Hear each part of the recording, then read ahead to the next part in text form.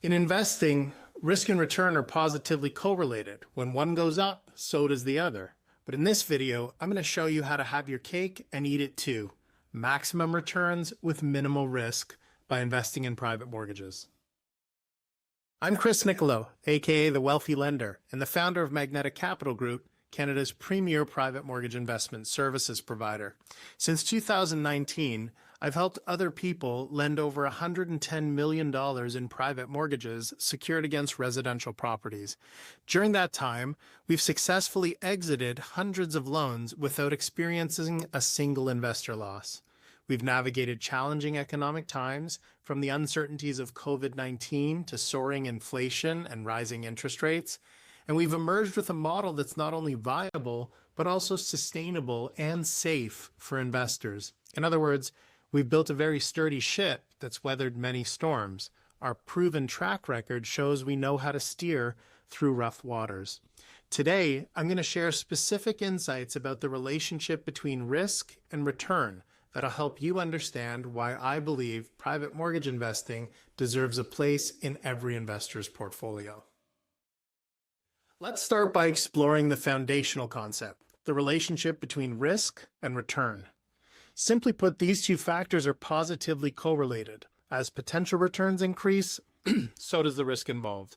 Imagine you're at an amusement park. The biggest, most thrilling roller coaster promises an adrenaline rush like no other, but it also comes with a higher level of perceived risk. On the other hand, a gentle carousel offers a smooth, predictable ride with minimal risk. In investing, the roller coaster represents high-risk, high-return opportunities, while the carousel represents low-risk, low-return options.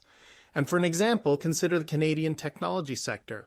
Investments in tech startups can yield amazing returns, often in the 20 to 30% range. However, studies indicate that approximately 70%, and sometimes even up to 90%, of startups fail within the first 10 years.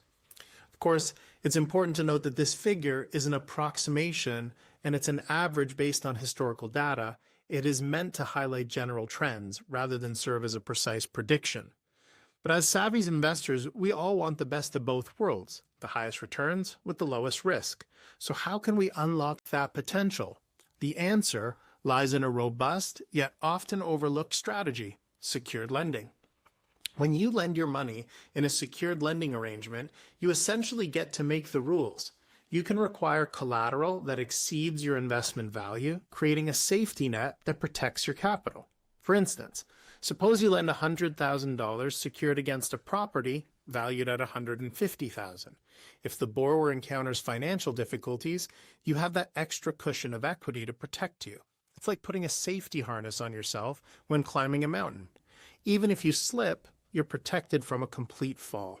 This concept is very simple, but incredibly powerful. Secured lending allows you to capture attractive returns while maintaining a built-in buffer against loss. But not all collateral is created equal. Great collateral should be universally valued and easy to sell. Take gold, for example. Gold's a precious metal, recognized and valued consistently all over the globe. No matter where you are, you can quickly liquidate gold if you have to, ensuring that your investment remains secure. Similarly, residential real estate is considered excellent collateral. It holds inherent value, it tends to appreciate over time, and it's especially stable in high-demand markets across Canada.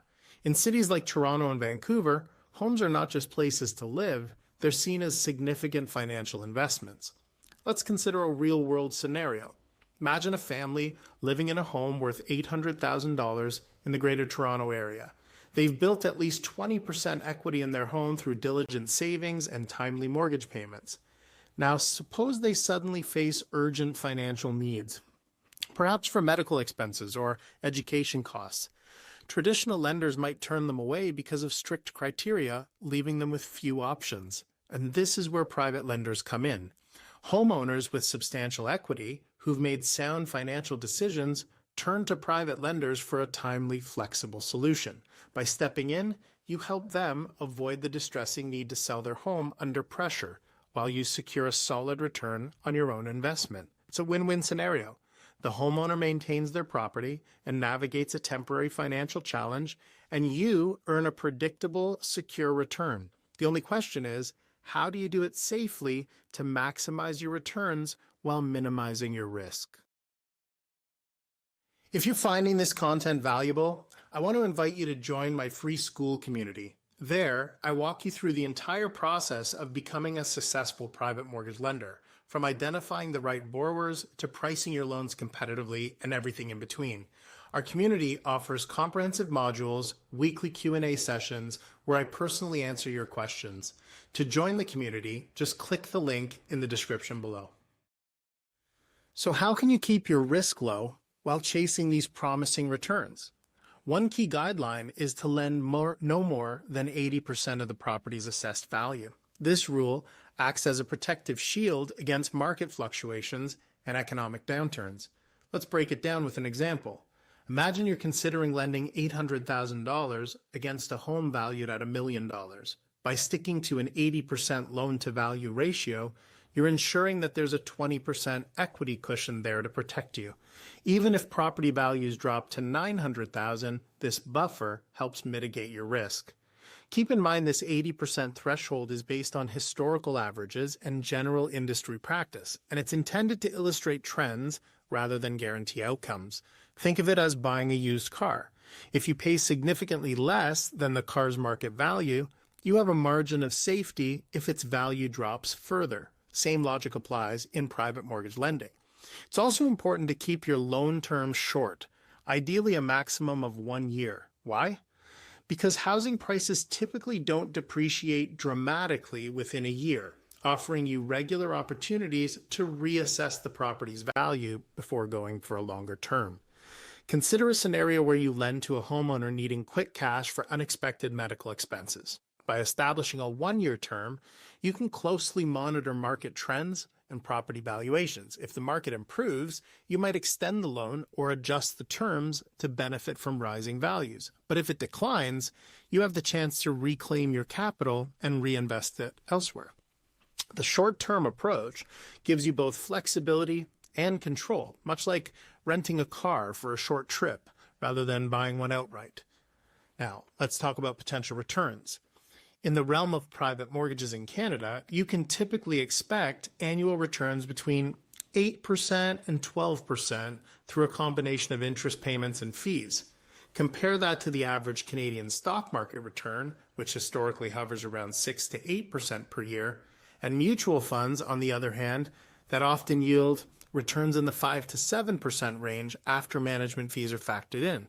If you keep in mind that these are approximate ranges based on historical performance and are meant to provide a general idea of typical returns rather than exact figures, then the numbers sort of tell a story. Consider this example. If you invest $100,000 in a private mortgage at a 10% interest rate, you'd earn roughly $10,000 in interest over a year. This type of reliable, steady income is especially appealing to busy executives and retirees looking for stability, or anyone wanting to allocate part of their portfolio away from lower yield fixed income assets like GICs, bonds, or high interest savings accounts. It's essential to emphasize that while private mortgages offer unique advantages, thorough due diligence is really critical. Before you lend your money, you must assess the borrower's financial stability and verify the property's market value. Think of this process like a pre-purchase inspection when you're buying a used car. You wouldn't rely solely on the seller's assurance that the car's in good shape. You'd inspect the engine, check the tires, and review the service history. Similarly, you need to rigorously screen the borrower, examine their credit history, verify their income, and evaluate their repayment track record.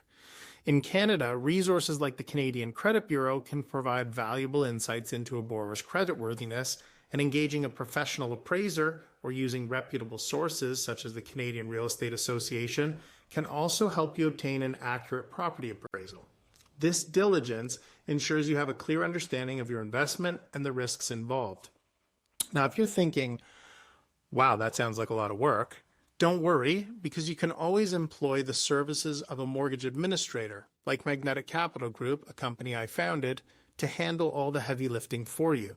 That would ensure that you receive the full benefit of the borrower's interest payments without sacrificing your returns or having to do all the work. And you can learn more about how to join by going to the free school community using the link in the description below. There's a free online course available in the community, and one of the modules in the course goes into a lot of detail about exactly this. So there's no need for you to feel overwhelmed. Now let's discuss how economic fluctuations can impact your private mortgage investments in Canada. The Canadian economy experiences cycles of growth and recession. During downturns, property values may decrease, and this is precisely why the 80% loan-to-value maximum rule is so critical. For example, during the 2008 financial crisis, Canadian housing markets showed resilience compared to many other nations, yet property values in some regions still dipped. Lenders who exceeded the 80% threshold found themselves exposed when values fell, while those who adhered to the rule maintained enough equity to buffer against losses. Remember, these are historical observations. They're meant to illustrate general trends rather than to set a strict prediction of future outcomes. By limiting your lending to 80% of a property's value, you create a protective cushion. That's the point. It's an equity buffer that acts much like an insurance policy for your investment. It helps you to weather economic downturns. In conclusion, private mortgages represent a tremendous opportunity in Canada. They allow you to strike a really great balance between earning high returns but keeping risk at a very manageable level. By leveraging secured lending with valuable collateral such as residential real estate, you can achieve financial success while also helping homeowners in need. Remember these key points. Number 1, lend conservatively. Limit your loans to no more than 80% of a property's value to maintain a safety cushion. And if you can keep it at 70, even better. Keep loan terms short. That's number 2. A 1-year term lets you reassess market conditions on a regular basis and minimizes your exposure to long-term fluctuations in the market. Number 3, conduct thorough due diligence. Think of it as a pre-purchase inspection. You must know what you're getting into before committing your capital. And number 4, utilize creative strategies. Secured lending, coupled with strategic borrower screening and collateral evaluation, lets you enjoy high returns without exposing yourself to undue risk. So that's all for this video. I appreciate you watching. If you enjoyed the video, please give it a thumbs up, subscribe, and hit the notification bell so you never miss an update on private mortgage lending insights. You can drop your questions or suggestions for future topics in the comments below. And remember, empowering yourself with knowledge is the key to achieving great results in the private mortgage investing space. So until next time, happy lending.